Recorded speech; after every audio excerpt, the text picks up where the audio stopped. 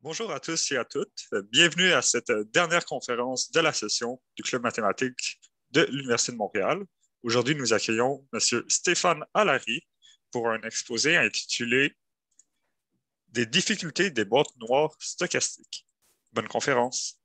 Merci. Bonjour tout le monde. J'imagine que vous m'entendez bien. Je vais profiter là pour partir. En théorie, vous devriez voir la page titre de la présentation. Parfait. Donc, effectivement, je vais juste minimiser un peu nos... voilà. C'est bon. Alors, on va parler aujourd'hui des boîtes noires stochastiques et de leur impact pervers sur les méthodes d'optimisation traditionnelles. Si jamais il y a des questions en cours de chemin, là, je ne vois personne, mais s'il peut y avoir un modérateur, s'il y a une question là, pour la compréhension des slides en cours de route, il n'y a pas de problème. Donc, je vais vous parler rapidement du Centre de recherche à Hydro-Québec. Question de voir un peu qu'est-ce qu'on fait et sur quoi qu'on travaille. Ensuite de ça, je vais vous présenter un exemple d'application de boîte noire qu'on a et les proportions que ça peut prendre et pourquoi avoir des boîtes noires stochastiques et qu'est-ce que ça veut dire avoir une boîte noire stochastique aussi est un problème pour l'optimisation. Fait qu'on va illustrer cela à partir d'un optimiseur nomade pour lequel on a certaines propriétés intéressantes. Et aussi, on va illustrer là, les phénomènes à partir de certains résultats numériques. Et après ça, une description des pistes de solutions qui sont envisagées pour essayer d'adresser cette difficulté. Alors, le Centre de recherche d'Hydro-Québec, aussi connu sous le nom de IREC, est localisé à Varennes, en banlieue de Montréal, sur la rive sud, a été construit à l'origine pour travailler, plutôt pour développer les lignes de transport 750 kV dans l'optique du développement de la baie James. Donc, tout le système de la Grande, système hydrique de la Grande pour transporter l'électricité jusqu'à Montréal. À l'époque, traditionnellement, c'était des lignes là, qui étaient autour des 340 kV.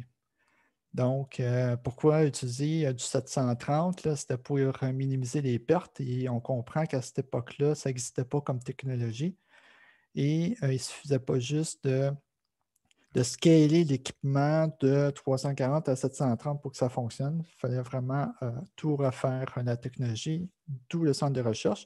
Mais depuis, on s'est diversifié parce que ça marche très bien, là, ces lignes 730. Donc, les sujets d'aujourd'hui, on parle du réseau intelligent, on parle beaucoup de l'efficacité énergétique, l'intégration des énergies renouvelables. Donc, ça veut dire le cellulaire, pas le cellulaire, mais le solaire, l'éolien, mais aussi toutes les technologies de stockage électrique, stockage thermique et plusieurs autres. Donc, ce n'est pas évident de tout mettre ça ensemble. On a aussi l'électrification des transports et beaucoup sur la maîtrise du vieillissement. Donc, parce que les équipements, ils s'en viennent pas mal en fin de vie, étant donné qu'on a des installations qui ont déjà 60 ans au niveau des lignes de transport et au niveau des infrastructures, barrages, là, on a des équipements qui sont centenaires.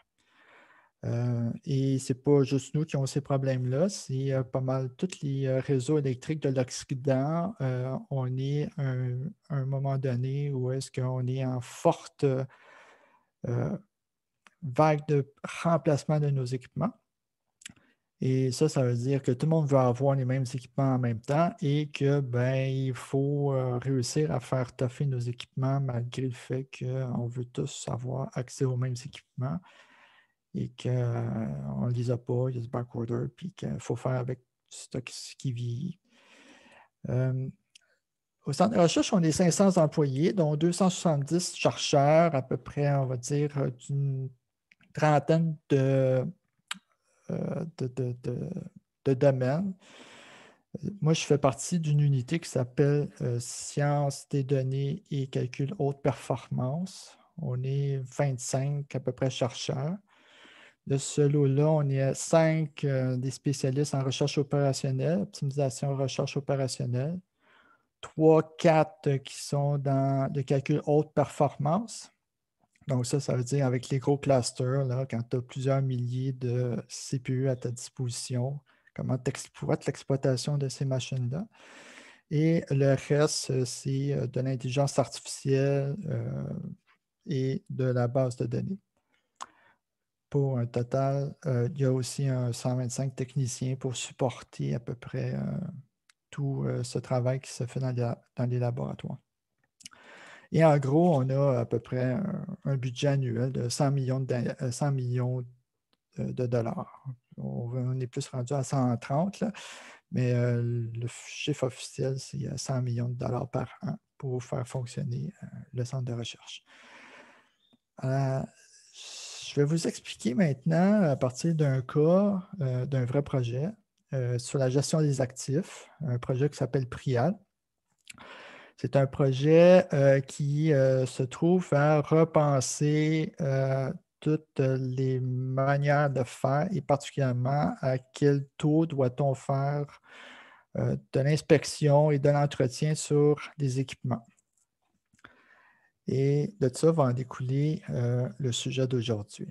Donc, dans un premier temps, on a des équipements et ces équipements-là, par nos fiabilis, on a les méthodes, les modes de dégradation et aussi les maintenances qu'on peut faire pour ralentir ces modes de défaillance-là. De ce modèle-là, on est capable d'en extraire étant donné qu'on applique une certaine stratégie de maintenance. Donc, à tous les ans, je vais faire telle maintenance. À tous les 6 ans, je vais revisiter. Puis là, je vais faire une autre maintenance plus en détail. Puis, je vais aussi faire des interventions ponctuelles dessus pour remplacer certaines parties d'équipement ou pas. Donc, j'ai une stratégie. De cette stratégie, je suis capable d'extraire un taux de défaillance globale. De ce taux-là, on peut l'injecter après ça dans une sorte de simulation de Monte-Carlo afin de générer sur 40 ans des défaillances des scénarios auxquels je pourrais avoir à faire face en tant qu'exploitant. Donc, dépendamment de ces taux-là, je vais avoir ou pas plus de défaillances à certains moments ou pas. Et donc, j'attrape ce genre de considération-là. Et pour chacune des défaillances qu'on obtient, là, il faut que je résous un écoulement de puissance pour savoir est-ce que si telle interruption surviendrait, j'ai suffisamment de redondance dans mon réseau pour qu'on puisse rediriger l'énergie et maintenir le service d'approvisionnement et donc pas avoir de délestage. Ou effectivement, on va se ramasser avec de la production captive que je ne suis pas capable de sortir et donc ça va entraîner une interruption au niveau de la clientèle. À partir de tous ces scénarios de défaillance-là, on est capable de construire des histogrammes d'événements sur lesquels là, je peux appliquer des notions de risque là, pour quantifier c'est quoi ma probabilité d'avoir une telle ampleur de défaillance ou d'interruption de service auprès de ma clientèle, combien de temps que ça peut durer, est-ce que ça c'est acceptable, non acceptable, si oui, il y a des coûts associés à ça. Et aussi, j'ai des coûts qui sont associés au fait que je fais une certaine maintenance qui découle directement de cette maintenance-là. Et tout ça peut alimenter un optimiseur. Et donc, l'idée de l'optimisation, c'est minimiser mes coûts de maintenance tout en restant en contrôle des risques que je vais induire si j'étire un peu l'élasticité par rapport à mes équipements. Donc, je veux réduire nos coûts tout en restant en contrôle par rapport aux risques que je peux induire au niveau des défaillances que je suis en train de favoriser leur émergence plus tard. C'est là qu'on voit apparaître tout le cycle et aussi que le Monte-Carlo que j'ai ici va induire toute la stochasticité que l'optimiseur doit dealer avec. OK? Si on regarde la complexité de ce problème-là, si je fais les choses de façon séquentielle, juste pour faire une seule évaluation, donc je pose mon plan de maintenance et je fais tout le calcul pour pouvoir le quantifier au niveau des risques. C'est la ligne d'en bas là, pour le réseau principal. On parle de 145 jours de calcul. OK? Donc ça veut dire que je fais 2 ou 3 évaluations par année. Si on considère qu'on va faire habituellement là, 2 à 3 000 évaluations pour optimiser, j'en ai pour à peu près 10 000 ans. Ça, c'est une question que je vais répondre de façon récurrente à tous les ans. Donc, on comprend que tu ne peux pas faire ça séquentiellement, que oui, il y a de la complexité, que oui, on peut utiliser le parallélisme parce que les Monte-Carlo, ils sont indépendants les uns des autres et donc je peux les faire individuellement. Et là, je peux aller chercher de la compression. Mais aujourd'hui, ce ne sera pas le sujet de notre propos. Le sujet, ça va être du fait que même si j'ai cette compression-là, même si je suis capable de ramener ça à des temps qui font en sorte que je suis capable de résoudre mon problème globalement à 1 mois, et ça en siphonnant des ressources informatiques assez substantielles, j'ai un gros problème qui se cache, qui se trouve le fait que j'ai ma boîte noire qui est stochastique. Alors, pourquoi une boîte noire stochastique comme ça pose un problème à l'optimisation?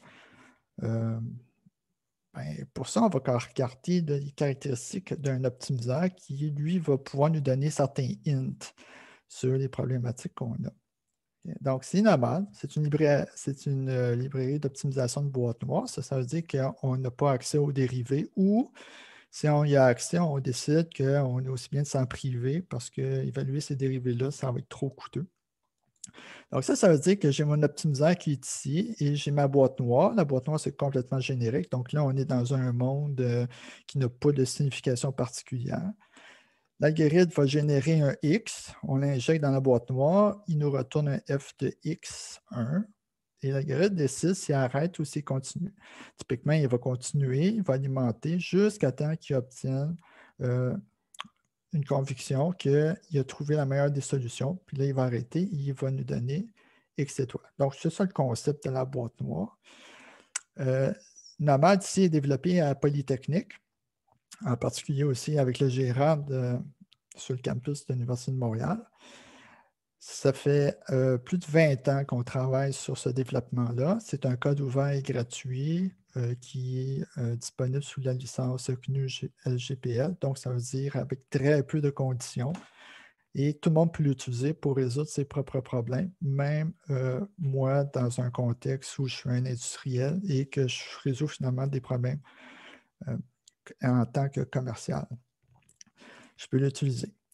Nomad, c'est une implémentation de l'algorithme MADS qui a été conçu spécifiquement pour des boîtes noires excessivement coûteuses. Donc, ça veut dire que MADS, lui, va vraiment essayer de minimiser le nombre d'évaluations qu'on va faire pour trouver cet optimum-là.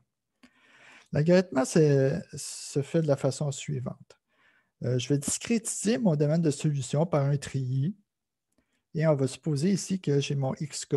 Donc, je suis à un moment donné, dans l'itération K, j'ai XK. Et là, je vais prendre 3 points sur le pourtour. Donc, les voisins immédiats, mais sur la grille. Et je vais faire les évaluations à ces points-là.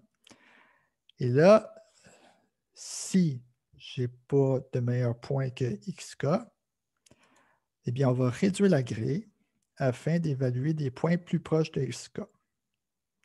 Et encore, si je n'ai pas trouvé de meilleur point que celui qui est au centre, on réduit encore la grille et on fait ça comme ça. Ça, c'est ce qu'on appelle le processus d'échec. Donc, on concentre en métaheuristique ou en optimisation aussi, mais surtout en métaheuristique, on va souvent entendre parler du concept d'intensification. Donc, on intensifie la recherche autour d'un point. Si jamais autour d'un point, je trouve, par exemple, T9 ici, ça va être un meilleur point. À ce moment-là, je me recentre sur T9 ici et je vais aller de l'autre côté, je vais agrandir mon mesh Donc, c'est comme si je m'en irais dans ce sens-là, tant aussi longtemps que j'ai des succès. Succès dans le sens que j'ai trouvé un nouveau point, un meilleur point. Je me déplace à ce point-là et je grandis mon mesh. Et je réitère comme ça. Le fait qu'on diminue le mesh quand on fait de l'intensification, c'est un peu moins intuitif de comprendre pourquoi on agrandit le mesh quand on a des succès et donc on est plus dans une stratégie de diversification.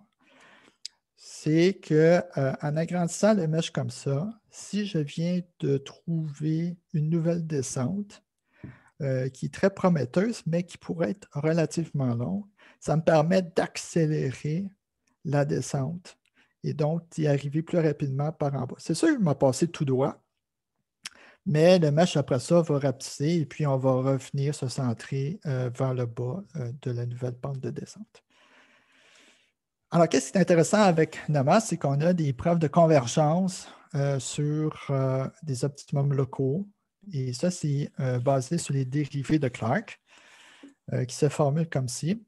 Donc, c'est une généralisation de la formulation traditionnelle des dérivés. Et ici, qu'est-ce qu'on a de particulier? C'est non seulement T, donc la distance entre mes deux points voisins doit tendre vers 0, c'est que la dérivée de Clark au point X se calcule non pas directement en X, mais par une séquence de valeurs qui approche X.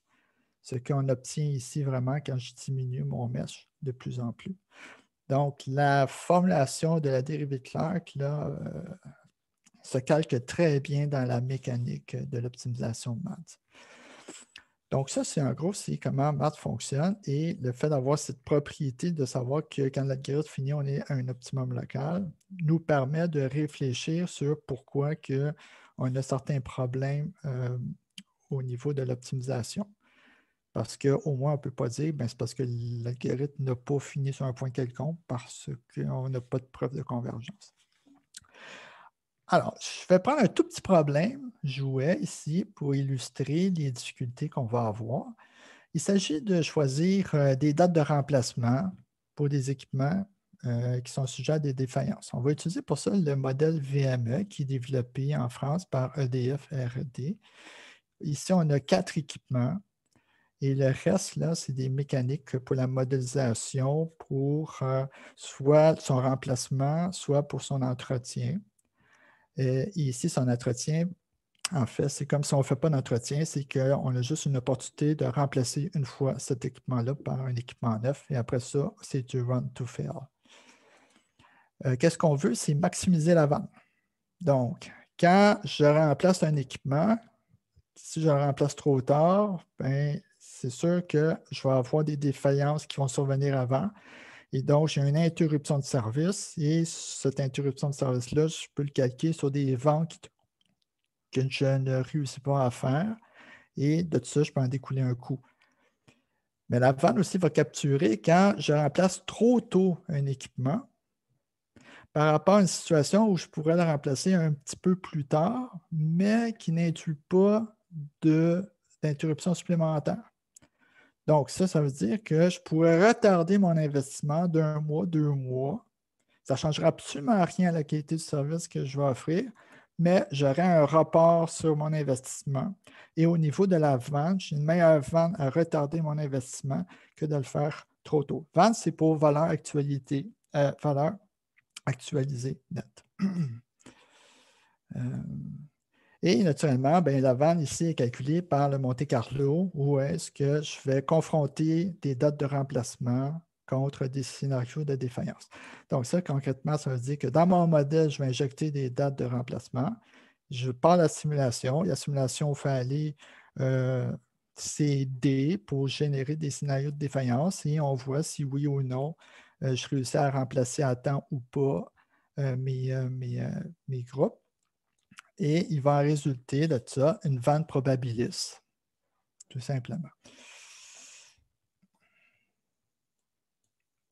Donc, si je prends le nomade de base et et j'inclus VME, et là, je demande à un nomade de trouver mes 5 dates de remplacement. Voici quelques résultats que j'obtiens en fonction du nombre de Monte-Carlo. Okay? Je pars de 1000 Monte-Carlo par évaluation jusqu'à 1 million. On voit qu'on finit sur une grande variété de points. Ça, c'est des dates en termes de mois à partir d'un temps zéro. La fonction objective diminue plus que je deviens précis. On voit aussi qu'il y a une augmentation, mais à un moment donné, ça stagne, là, du nombre d'évaluations quand j'augmente la précision de mon calcul et surtout une augmentation assez rapide du temps, jusqu'à 25 jours si je mets 1 million. Là, on peut se dire, mais qu'est-ce que ça vaut ces résultats-là? Parce que si je suis un décideur, il me demande de maximiser ma vente et je retourne, par exemple, ce point-là. Lui, il peut se demander qu'est-ce que ça vaut comme stratégie. Et donc, il peut se dire, ben moi, je vais le réévaluer, ce point-là, par 16 fois. Donc, je vais relancer VME avec le point qu'il m'a donné et je vais essayer de voir qu'est-ce que j'ai. Intuitivement, on s'attend à quoi? On s'attend à ce que je vais obtenir des nouvelles évaluations qui vont être de part et d'autre de la valeur que j'ai obtenue. Ça, c'est 16 fois. J'ai fait ça, j'ai réévalué 16 fois et qu'est-ce qu'on a? C'est que je n'ai jamais obtenu la solution que mon optimiseur a trouvée. Je suis clairement en dessous. Pourtant, 10 000 évaluations de Monte-Carlo, c'est comme une sorte de règle là, qui circule dans le milieu qui dit que ben, si tu fais du Monte-Carlo, il faut que tu aies au moins que tu en fasses 10 000. Ben, on voit que c'est clairement insuffisant. Si j'en fais 100 000, okay, ici j'ai obtenu 56,23, 16 fois. Je suis encore nettement en dessous. Là. Je ne vois pas mieux que 54. Si je suis à 1 million, 1 million, 1 million, je suis rendu où là? Je suis encore en dessous. Sauf un là, qui est très, très proche. Là. Je suis à 54,31. C'est lui qui arrive. Mais je suis encore en dessous. Là, c'est quoi ça? Qu'est-ce qui se passe? Okay? Pourquoi que ça fait ça? Pourquoi qu'on n'a pas un point avec des distributions en haut et en dessous par rapport à si je refais des évaluations? L'explication, c'est que ben, quand on fait du tirage de Monte-Carlo, une simulation de Monte-Carlo, il y a toujours une probabilité. Elle est très faible, mais ça se peut très bien que la valeur qu'on obtienne, okay, est loin de l'espérance. Autrement dit, de toutes les valeurs possibles que je peux générer, ben, de temps en temps, j'en tire une qui soit dans la queue, soit la queue inférieure, soit la queue supérieure. Ensuite, les algorithmes d'optimisation, ben, ils prennent des décisions déterministes okay, sur la base d'une seule et unique valeur. Fait que lui, il y a une valeur. Tu vois, ici, qu'est-ce qu'on y envoie? C'est l'espérance de la vente que j'ai obtenue par mon Monte-Carlo. Je lui donne juste une valeur. Et il prend sa décision là-dessus. Est-ce que cette espérance-là est meilleure que celle que j'ai déjà en main? Oui, OK. Je passe au prochain point. Sinon, je rejette et je continue à chercher. Et là, on fait suffisamment d'évaluations en cours d'optimisation pour que le phénomène décrit en 1 survienne. Et il suffit qu'il ne survienne qu'une seule fois au cours de l'optimisation pour que l'optimiseur le prenne et que j'ai finalement le billet qui survient. Et donc, de tout ça, il en résulte que la convergence se fait sur un faux optimum. Dans le sens que l'optimiseur, lui, quand tu regardes son log et tout ça, il a fait sa job, il a très, très, très bien travaillé. Mais quand, a posteriori, tu resoumets ce point optimal-là trouvé à la question, comme on a fait ici, bien, qu'est-ce qu'on trouve? C'est qu'on n'est pas dedans du tout. Et la preuve, c'est que si tu repars l'optimisation à partir de cet optimum-là, bien là, cette fois-ci, l'optimiseur va obtenir une valeur qui est beaucoup plus proche de la vraie espérance attendue. Et on observe que le mécanisme d'optimisation repart ailleurs dans le domaine et finalement, on est en train de se taper une optimisation qui est aussi coûteuse que la précédente. Et à ce nouvel optimum, tu es encore sur un faux optimum et ça recycle. Et donc, finalement, si tu ne fais pas attention, ben, tu vas te promener comme ça continuellement et tu ne vas jamais converger sur le vrai optimum que tu cherches. Donc, pour adresser ce problème-là, un vieux truc qui a été développé début des années 2000 qui s'appelle RobustMath. Euh, donc, qui consiste à la chose suivante. On va dire que ma fonction bruité, c'est la bleue et la seule chose que je suis capable d'obtenir, c'est des points qui se trouvent sur la ligne bleue. Obtenant ces points-là, peux faire du curve fitting. Donc, je vais passer une courbe, la rouge en pointillé. Et c'est cette courbe-là que je vais consulter pour déterminer où se trouve être mon optimum. Donc, ça veut dire qu'on met une couche d'abstraction entre la boîte noire stochastique et mon optimiseur, qui se trouve être finalement un lissage de toute l'information que j'ai obtenue jusqu'à maintenant.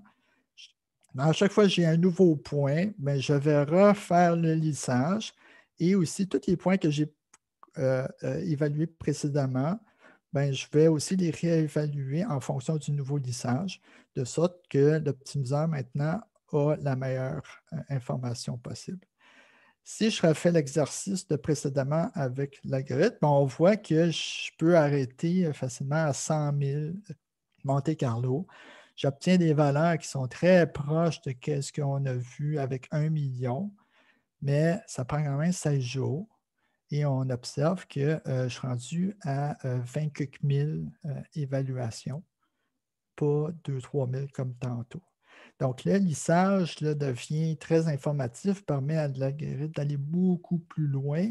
J'ai besoin de moins de Monte-Carlo, mais au final, tout ça ne se balance pas tant que ça, puis ça prend quand même 16 jours pour réussir à avoir une solution de très bonne qualité. Bon, si on regarde avec 10 000, ouais, Monsieur Larry, oui, c'est la fonction f que vous essayez de minimiser, vrai? c'est la F tilde, donc la bleue. La bleue. Ouais. Mais les mesures que vous prenez, c'est les f, par exemple, f de x étoile ou fr de x étoile. Et donc, OK. c'est ces chiffres-là qui devraient être le plus bas possible. Dans le tableau, la F de X étoile, ça, c'est la valeur retournée par la boîte bruitée. Et le FR de X, ça, c'est la valeur que j'obtiens à partir du lissage que je produis de tous les points que j'ai évalués jusqu'à maintenant. OK, mais une fois que vous connaissez le minimum, ce que vous seriez intéressé vraiment à voir, c'est les X étoiles qui vous dit quand remplacer les équipements. Oui, c'est ça. Et même si vous connaissez le minimum par ce lissage, vous ne connaissez pas nécessairement le X étoile qui correspond à ce minimum. Ah, ben je l'ai parce que ma boîte noire ici, là, mon MAD, qu'est-ce qui génère? C'est un X. OK. OK? Donc, on injecte un X et finalement, la boîte noire retourne un F de X à Robusma. Robusma va en faire un lissage pour former le FR de X, puis lui, il va converger sur l'optimum de FR. Okay. Et quand il va avoir convergé, bien, en même temps, il va me dire c'est quoi le X étoile qui correspond à ça. OK. Donc, Dernière question. Vos chiffres pour 1000 Monte-Carlo par évaluation sont déjà très proches du minimum. La colonne FR X étoile. ouais, on commence Pourquoi déjà. ne pas arrêter à 1000 à ce moment-là? Tout simplement, c'est parce que j'ai quand même un gap par rapport à qu'est-ce que les points qui me sont retournés par la boîte noire et celle que j'ai par rapport à mon estimé de ce que devrait être la vraie fonction. OK? Fait que là, j'ai quand même un bon différentiel et je pourrais être inconfortable à arrêter à cette étape-ci pour voir que, tu sais, fait que, bon, on s'entend que ça, c'est la façon que je peux estimer un genre de gap entre la réalité que je suis capable de mesurer et la réalité qu'on suppose qui est latente. Si je ferme mon gap, parce que je veux être capable de quantifier un peu mon incertitude en quelque sorte, je pense qu'ici, là, on n'a pas beaucoup d'informations pour pouvoir quantifier cette incertitude-là. Donc, je peux être intéressé à monter à 100 000 pour des raisons justement de pouvoir convaincre un décideur que, écoute, on est proche, on est pas mal dedans. Mais effectivement, si je décide que ça, je ne m'en occupe pas, oui, on pourrait arrêter à 1000 puis avoir quelques heures.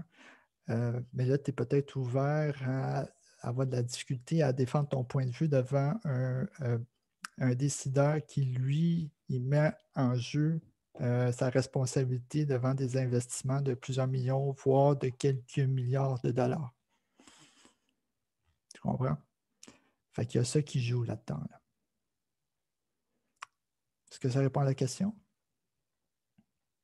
Tout à fait. Merci. Voilà. Donc, ça c'était pour Abusmat. Bon, est-ce qu'on peut faire mieux que ça? Certainement. On peut aller avec la précision, on va augmenter la précision de façon monotone. Cette idée-là, il vient de travaux là, de Water et Pollack, qui, eux, travaillaient sur des modèles énergétiques de bâtiments. Le modèle énergétique d'un bâtiment, là, par analogie, ressemble à un circuit électrique.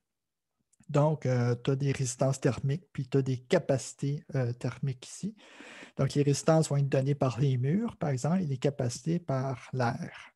Et tu as aussi de l'injection d'énergie que tu fais dans la pièce par le chauffage, par exemple. Et là, qu'est-ce qu'ils ont trouvé par observation, c'est que tu peux résoudre ces systèmes d'équations-là, donc ce sont des équations différentielles, tu peux les résoudre à une certaine précision.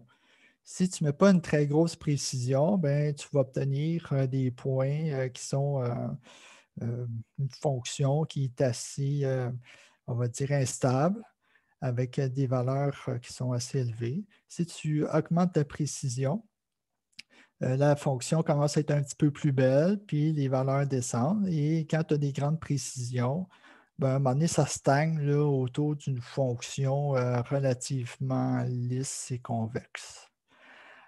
Et en plus, ben, on a le temps qui joue. Donc, si tu résous avec une faible précision, ben, c'est très rapide. Puis quand tu augmentes, c'est ça. Fait que finalement, tu as à peu près le même genre de comportement qu'on a avec du Monte Carlo. Donc, et là, dans leur article, ce qu'ils nous expliquent, c'est que ben, si ils procèdent en augmentant la précision, ben, tu vas avoir cette courbe-là ici. Donc, tu vas faire une première optimisation et tu vas arriver ici. Et après ça, ben là, tu as un premier optimum pour la granularité de ta précision. Tu augmentes ta précision. Donc là, maintenant, tu vas te mettre à travailler un petit peu plus fort. Ça va être un peu plus coûteux.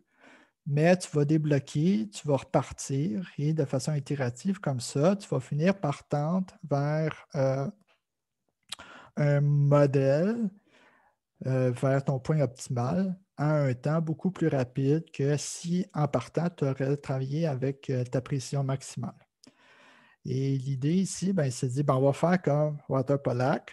Ça veut dire qu'on va résoudre une suite de problèmes d'optimisation où à chaque fois, ben, on va augmenter le nombre de Monte Carlo pour débloquer. Puis ça fait que c'est sûr qu'au début, la première optimisation, on va s'en aller n'importe où parce qu'on l'a vu, c'est absolument pas fiable.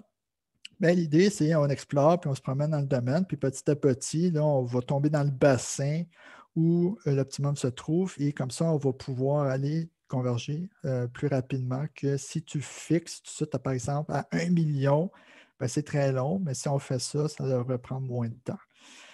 Et aussi, l'autre façon de faire, c'est de dire, ben, on va jouer avec la précision de façon dynamique. Ça veut dire qu'on va moduler le nombre de Monte Carlo qu'on a besoin de faire au besoin. Quand j'en ai besoin plus, j'en fais plus. Quand j'en ai besoin moins, j'en fais moins. Et pour ça, ben, il faut intégrer à même la mécanique de l'optimisation, il faut intégrer l'incertitude qu'on a sur notre estimateur. Donc ça veut dire que si j'ai deux points avec leur distribution et que ces deux distributions sont suffisamment séparées l'une de l'autre, bien là, je peux statuer si j'ai un échec ou un succès. Si j'ai un échec, je peux diminuer mon mesh. Si j'ai un succès, bien, je peux changer mon point, me centrer sur un nouveau point et augmenter mon mesh. Si en plus, je me trouve être trop précis, par exemple ici, mes deux distributions, ils sont complètement séparés. Mais là, je perds peut-être du temps là, à faire trop de Monte Carlo. Donc, je pourrais diminuer mon Monte Carlo, et ça pour gagner du temps. Et en fait, on comprend que je peux tolérer une petite intersection entre les deux distributions sans pour autant pénaliser mon travail d'optimisation puis m'assurer que le point que je vais obtenir à la fin, c'est bel et bien un optimum. Si les deux se recoupent trop, alors à ce moment-là, je vais dire que je ne suis pas capable de discerner lequel des deux points est meilleur. Et ça veut dire que je manque de précision. Et donc, je ne vais pas bouger, je reste où ce que je suis. Je ne touche pas à ma grille, mais je vais augmenter mon nombre de Monte Carlo. Parallèlement à ce mécanisme-là, je peux garder une cache avec toutes les solutions indiscernables que j'ai obtenues jusqu'à maintenant et que je vais raffiner en continu. Ça, c'est un mécanisme que je peux faire en parallèle de l'optimiseur et que je peux scaler aussi avec en faisant en parallèle. Là. En gros, je peux faire ça avec le gros de mes ressources. Un CPU qui se trouve être celui de l'optimisation. Le restant de mes CPU que j'ai se trouve justement à augmenter la précision des solutions qui sont indiscernables. Si dans ces solutions indiscernables-là, je finis par en trouver qui sont en constat d'échec, donc à ce moment-là, on peut les éliminer parce qu'ils ne seront jamais compétitifs. Et du moment que j'en trouve un qui est un succès, à ce moment-là, c'est un nouveau champion. C'est lui qui remporte maintenant le centre et je réitère comme j'étais, mais à partir de ce point-là, j'augmente et je réitère. Donc, la mécanique, elle est pas elle est comme ça.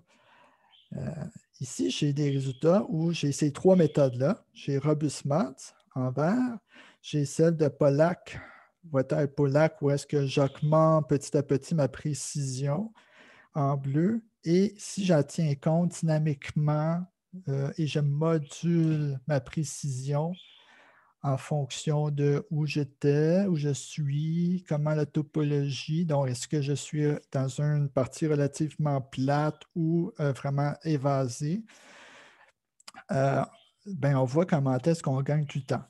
Donc, avec le Monte Carlo, plutôt avec le Robust, on voit que je monte lentement, pas vite, et au bout d'une journée, je commence à avoir de quoi d'intéressant, mais j'ai une grande fluctuabilité entre ça. Cette fluctuabilité, elle est déterminée fondamentalement le différentiel entre la valeur que j'obtiens de ma boîte noire et la valeur que j'ai sur mon lissage. Ça fait que ça ici, là, ça crée une incertitude qui perdure et c'est tard dans le processus que que l'optimiseur va finir par s'en contenter et dire OK, là, j'ai fait le tour de la question, je peux arrêter. Mais on voit que même s'il arrête, là, il y a encore une grosse incertitude par rapport à ce différentiel-là. Chose qui s'estompe quand même rapidement quand j'augmente de façon monotone mon nombre de Monte Carlo. Mais on voit l'effet que oui, j'obtiens et après ça, je passe à une augmentation de ma précision. Et là, wow, ça redescend, ça remonte et ça redescend. Et je m'en vais comme ça, un petit plateau. Et finalement, j'arrive après une journée, là, je commence à rentrer dans le nice spot, mais malheureusement, la verte est sûre, elle est par-dessus, là, mais on devine que ouais, ça va continuer à monter, mais là, c'est plus lent. Mais c'est suffisant pour que, au niveau de l'optimiseur, on continue, on n'arrête pas parce que lui, il voit qu'on gagne des peanuts, puis bon, on avance. C'est sûr que tu peux arrêter prématurément là, en disant que rendu à tel, j'arrête. Mais l'idée, c'est qu'après une journée, là, on commence à rentrer là où est-ce qu'on veut. Et si je fais ça dynamiquement à l'intérieur même de l'optimiseur, on voit que déjà après 1 heure, on rentre déjà, là, j'ai déjà des valeurs là, qui sont autour de la fonction optimale qu'on voyait et qu'après ça, finalement, la seule chose que je fais, c'est vraiment serrer mon intervalle. Je corrige un petit peu, mais ça devient marginal, mais je serre de plus en plus mon intervalle autour de la valeur que je veux. Ça fait qu'en fait, j'ai un peu mon espérance, je l'ai, mais je suis en train juste de raffiner mon incertitude autour que je réduis. Et le comportement qu'on voit ici, là, après coup, on l'a compris un peu, c'est dû au fait que dans la région de l'optimum, là, c'est une région qui est excessivement plate. Et finalement, tu as une grande région où est-ce que toutes les solutions qui sont là-dedans, ben, ils sont indiscernables. Et finalement, l'algorithme travaille énormément juste pour essayer de discerner des choses qui, finalement, ils sont tous aussi bons les uns que les autres. Donc, c'est un peu ça. Fait que là, il me reste à peu près 10 minutes. Avant de passer à la dernière section, est-ce qu'il y a des petites questions ici, là, rapidement? Non? Parfait. Ça fait que là, maintenant, on peut se dire, OK, ça c'est beau. Là, j'ai un contrôle sur les aléas que produit ma boîte noire, mais si je ne peux pas les contrôler, ces aléas, parce qu'on me donne une boîte noire, c'est un code qu'on m'a donné. Puis ce code, je n'ai pas de manette pour pouvoir jouer sur le bruit qu'elle génère. Est-ce que je peux faire quelque chose? Bien, certainement qu'on peut faire quelque chose. Et ça a donné Stomat, Sto pour stochastique. C'est que on peut l'appeler plusieurs fois, cette boîte noire-là, afin d'en tirer un estimateur chapeau. C'est la seule chose que je peux faire pour essayer de voir à peu près là, quel genre de bruit que j'ai, comment est-ce que ce bruit-là se distribue. Si on suppose que la fonction est lipschitzienne, du moins localement, à ce moment-là, il y a ce test-là que je peux appliquer. C'est que j'ai mon estimateur à mon point courant, mon centre, et j'ai un point concurrent. Si, dans notre cas ici, on parle de vanne, si ma vanne de mon point concurrent, l'estimé de ma vanne est suffisamment plus grande, donc de cette valeur-là, je peux considérer que j'ai un succès. Sinon, c'est un échec. Cette quantité, elle est constituée de la façon suivante. Epsilon pour la précision à laquelle je veux résoudre mon problème. Est-ce que je veux être à l'unité, au centième, au millième? Et delta P qui correspond à la taille de mon mesh. Et le lambda, c'est une constante qui tient compte du Lipschitz de ma fonction. Donc, le L plus, on va dire, un facteur de sécurité, pour faire simple. L'idée, c'est que cette valeur-là va diminuer plus que mon mesh rapetisse. Et donc, plus que mes deux points sont proches, bien, plus que cette différence peut être plus petite pour qu'on puisse établir que c'est un succès. Maintenant, comment on va calculer notre estimateur? Ce qui veut dire combien de fois qu'il faut questionner f de x pour faire notre estimé. Mais là, c'est Chebyshev qui va nous aider à faire ça. Ou, étant donné que pour que la probabilité que ce test-là fonctionne bien, je peux y accoler une certaine variance, donc une constante avec laquelle je suis à l'aise de travailler avec, qui est divisée et par le carré de ma précision fois la taille de mon mesh. Donc ça, c'est la quantité minimale d'évaluation qu'il faut que je fasse. On comprend que mon mesh commence à rapetisser, puis on l'a vu, ça rapetisse très rapidement. N là, peut devenir très grand et suffisamment grand pour qu'au final, ça devienne plus pratique à appliquer pour faire l'optimisation. Autrement dit, on va stagner parce que je suis juste en train d'essayer de savoir s'ils sont meilleurs. Puis là, je suis rendu à évaluer un très nombre de fois f de x pour y arriver. Puis je trouve que c'est trop long, puis je ne m'en peux plus, puis je vais arrêter ça. Donc, en pratique, qu'est-ce qu'on fait? C'est qu'on va fixer n pour toujours. Et par contre, qu'est-ce qu'on va faire? C'est que puisque les points par la dynamique du mesh plutôt, puisque les points sont souvent revisités, et étant donné que je sais que j'ai une boîte stochastique, ben, je ne veux pas prendre mes points dans la cache, mais je veux systématiquement réévaluer. Donc, j'ai aussi des valeurs qui traînent dans la cache, qui sont récupérables, et ça, ce sont à coût nul. Donc, je peux aussi les inclure dans mon estimé quand rendu une certaine itération. Et donc, ce que j'ai, ce n'est pas vraiment n, mais ça va être un multiple de n qui grandit au fur et à mesure que j'optimise et que je m'approche justement de ma convergence. Donc, au final, même si je fixe mon n, je réussis quand même à satisfaire la propriété voulue que plus qu'on rapetisse le mesh, plus que j'augmente le nombre de f que je considère pour appliquer ce test-là. Aussi, ben, la méthode a été généralisée aux contraintes parce que si je peux faire ça, demander plusieurs fois à l'objectif de me donner une valeur f de x, ben, je peux aussi demander plusieurs fois à une contrainte stochastique. Donc, ça veut dire que pour un même x, tu lui demandes est-ce que tu es satisfait ou pas. Puis des fois, il va dire oui, je suis satisfait. Puis des fois, il va dire non, je ne suis pas satisfait. Donc, tu peux aussi construire un estimateur probabiliste de la satisfaction de cette contrainte-là. Et ça, c'est assez facile après ça de rentrer ça dans la moulinette de Nomad, par à peu près le même truchement qu'on a ici. Donc là, je vais terminer avec quelques résultats sur cette méthodologie-là.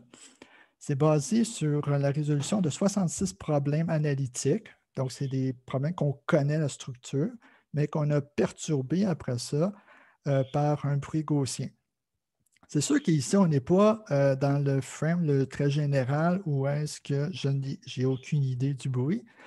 Mais ça reste que l'optimiseur, lui, il ne sait pas que je suis en train de perturber avec un bruit gaussien une boîte noire que moi, je contrôle. Donc, qu'est-ce qu'on veut voir ici, c'est comment l'optimiseur va se débrouiller avec ça.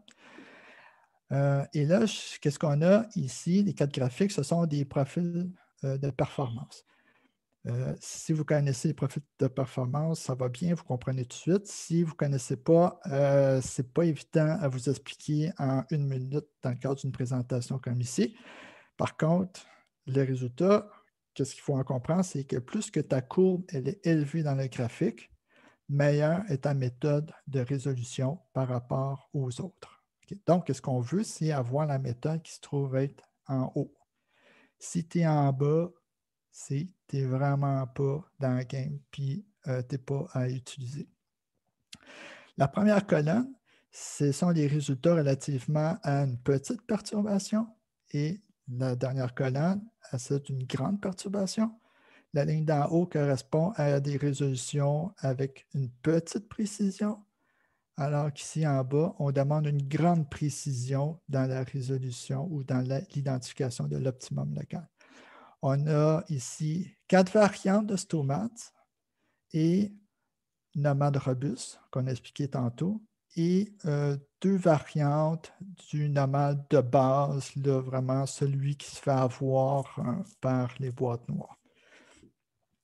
La bonne nouvelle, c'est qu'on voit que les deux méthodes, on va dire déterministes, se retrouvent en bas, ici, partout.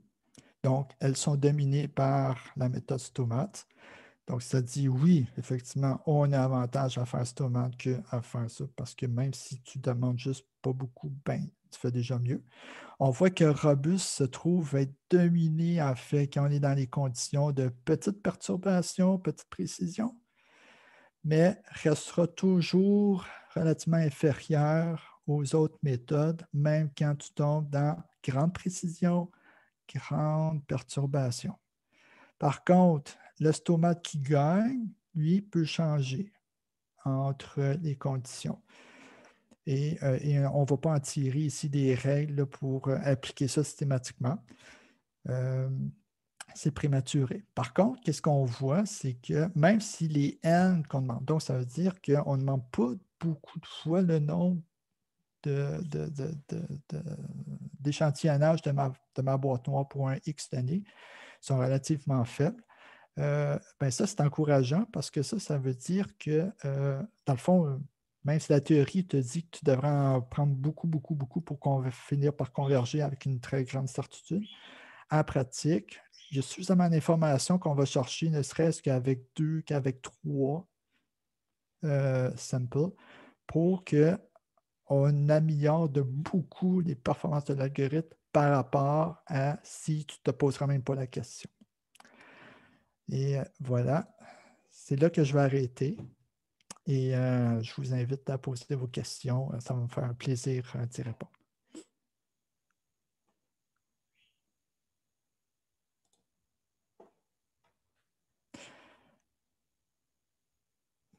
Bon, moi, je ne vois pas tout le monde, là, ça fait que je ne peux pas savoir qui a levé la main en premier. Fait que je demanderai à un modérateur de peut-être... Je pense que les gens applaudissent et ils ne lèvent pas leurs mains. Ah, c'est ça. Ils vous remercient.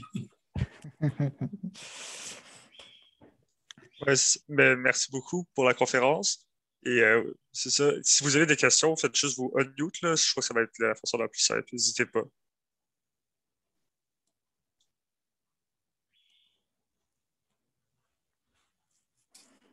Donc, tout était clair et limpide. Ou je vous ai toutes perdu, ça fait longtemps.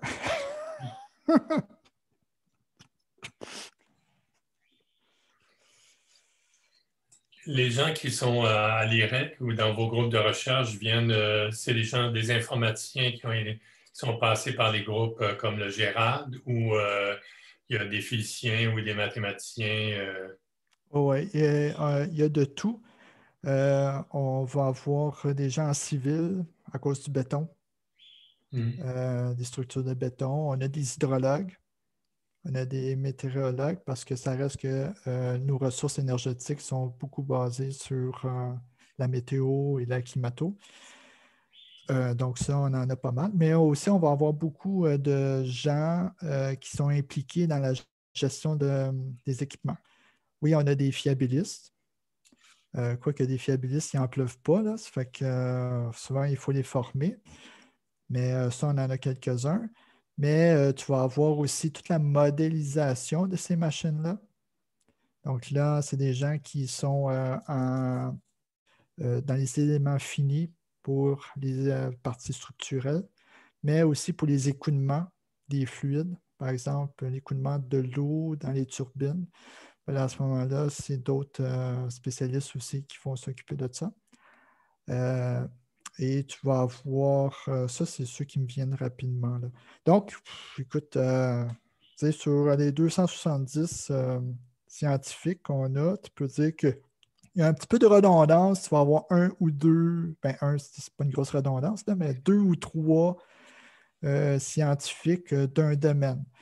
Et le reste, là, c'est tout ça. Mais au final, ça se veut tout complémentaire. Donc, tu sais, comme sur Priable, ben là, tu vas avoir des fiabilistes, tu vas avoir des gens qui sont spécialisés en structure machine, qui sont capables de te dire, ben, les machines ils fonctionnent de telle façon, puis ils vont provoquer des vibrations. Bon, bref, ça. Tu as des gens en électrique, parce que oui, on a tout un domaine, hein, quand même, le réseau électrique, là, c'est quand même Hydro-Québec. Donc, les simulations de réseau, puis là, les simulations de réseau, là, ça, c'est comme juste un domaine en soi, parce que là, est-ce que tu es dans le régime permanent? Est-ce que tu es dans l'instabilité? Est-ce que tu es dans le contrôle? Bon, bref, juste ça, tu en as tout un domaine. Fait que là, quel simulateur que tu utilises et tu l'utilises pourquoi? Bon, fait qu'il y a tout un savoir-faire. Ça fait qu'eux autres qui arrivent dans le décor, tu vas voir ça te prend des informations pour réussir à tout attacher ça. Pour que ça puisse fonctionner de façon correcte. Fait que oui, non, c'est du gros multidisciplinaire. Puis moi, ben, quand j'arrive sur un projet comme ça, c'est parce que les gens ils ont déjà essayé toutes les solutions faciles. Donc, s'ils étaient dans MATLAB, ils ont déjà essayé avec les outils qu'ils ont à travers MATLAB. L'Optimization Toolbox, ça n'a pas fonctionné, ça ne donne pas les performances. Donc, quand ils sont en constat d'échec, ben là, c'est à ce moment-là que moi, je suis sollicité pour venir apporter mon expertise. Puis, ben, des fois, ça veut dire carrément redévelopper des portions complètes des algorithmes pour réussir à faire fonctionner la chose. Merci beaucoup. C'est ça. Puis moi, ben écoute, ça fait quoi, 13, 14 ans que je suis à l'IREC. Puis quand je suis arrivé à l'IREC, là, la recherche opérationnelle, il y avait un créneau. C'était tout un pratique, là, il y avait un créneau, puis ça servait à une chose, c'était la gestion des réservoirs pour la planification de la production. Puis, puis tu parlais, puis les gens ne voyaient pas d'autres applications que ça. Pourquoi? Parce que le reste, tu pouvais l'acheter sur le marché pour tes besoins en optimisation.